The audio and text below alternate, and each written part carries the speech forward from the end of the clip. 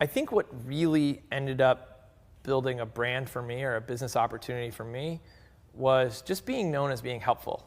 I mean, we're really lucky in Silicon Valley that nobody asks you, other than at the beginning of a podcast like this, like where you went to school. Nobody asks you what your parents do for a living. Right. Nobody asks you your credential. And instead, they're just kind of like, how can you help me right now? Like, I'm in the weeds. I need some help. What's your feedback on this? And if you're insightful and you're helpful, people just grab you and they pull you in. And so I think that's how, if I had one thing that I think has been the secret to the opportunities that have come for me, it's just being helpful. Yeah, absolutely. It's funny, there's a story I have with Jack Dorsey when Square, and I wanted to get into Square really bad because I loved the idea when I first heard about it, but I mean, they were well on their way to building a prototype, and they had raised a bunch of cash, or had started to put together that angel syndicate of people doing their first round. There was no room to get in. Right. And so Graham and I actually shot a really awesome little HD video demoing the device. And at the time, they didn't have any videos online, blah, blah, blah. I saw it. I remember it. I showed it to Jack, and he's like, holy shit, like, that's awesome. And like, I started helping him out with some other things, and all of a sudden, he's like, you know what? I got a little room for you to get in here, because you've been really helpful for launching this product. So yeah, I agree with that 100%. I think you're not only helpful, but I think another one of my rules, when people kind of tweet me and say, how do I get into the game, et cetera, I'm just like, create value before you ask for value back.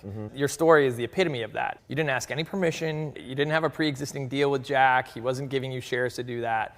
You're just like, look, I think this is a cool opportunity. I think it's a cool product that you believed in already, and it was consistent with like your brand and what your audience cares about. Right. And so you're like, I'm gonna put together something here that I think is helpful, and I'm not gonna ask anything back in exchange for it.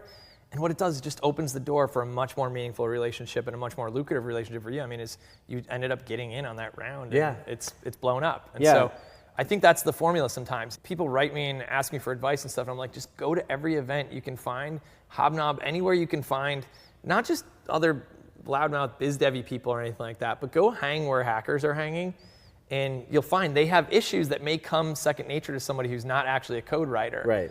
And don't ask them for stock up front. Just start helping them. Right. Just show up. I mean, do you know who Ryan Graves is? He's our GM at Uber, an amazing, amazing entrepreneur, sheer hustle, right? Right before Travis and Garrett kind of got him to come out and really start the operations, the day-to-day operations at Uber, where he's now the #2 executive, he really wanted a job at Foursquare. And so he'd applied through the main channels. He didn't really get the attention he wanted.